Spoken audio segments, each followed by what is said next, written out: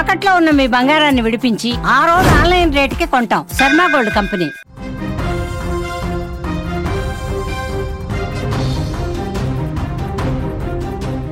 వరుస బస్సు ప్రమాదాలు భయపెడుతూ ఉన్నాయి. వరంగల్ హైదరాబాద్ జాతీయ రహదారిపై మరో ప్రమాదం చోటు చేసుకుంది.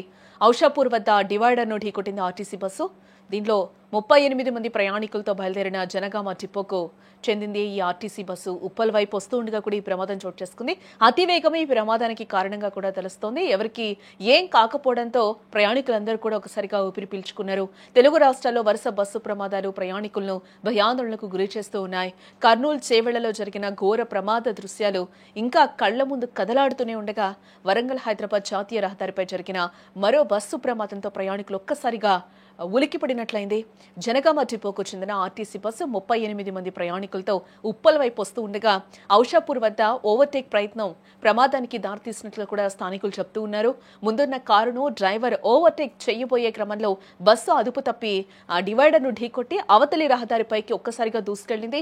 అదృష్టవశాత్తు ఎవరికి ఏం కాకపోవడంతో అందరూ కూడా ఒక్కసారిగా ఊపిరి పీల్చుకున్నారు. ఇక ఈ ఘటన సమయంలో బస్సులో ప్రయాణికులు తీవ్ర భయాందోళనకు కూడా గురయ్యారు.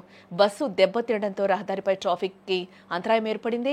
పోలీసులు క్రెయిన్ సహాయంతో బస్సును రహదారి పక్కకైతే తరలించడం జరిగింది. ఈ ప్రమాదంపై ఘట్కేసర్ పోలీసులు కూడా కేసు నమోదు చేసి దర్యాప్తు అయితే ప్రారంభించారు.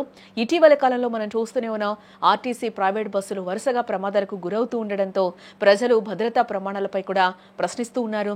డ్రైవర్ల నిర్లక్ష్యం ఓవైపు అయితే ఓవర్టేక్ ప్రయత్నాలు, వేగం వంటి అంశాలు ప్రధాన కారణాలుగా మారుతున్నాయని కూడా ట్రాఫిక్ పోలీసులు అంటూ ఉన్నారు. అధికారులు బస్సు డ్రైవర్లకు జాగ్రత్తగా నడపాలని, ప్రయాణికుల ప్రాణాలను ప్రమాదంలోకి నెట్టే నిర్లక్ష్య చర్యలు చేపట్టద్దంటూ కూడా హెచ్చరికలను అయితే జారీ చేస్తూ ఉన్నారు.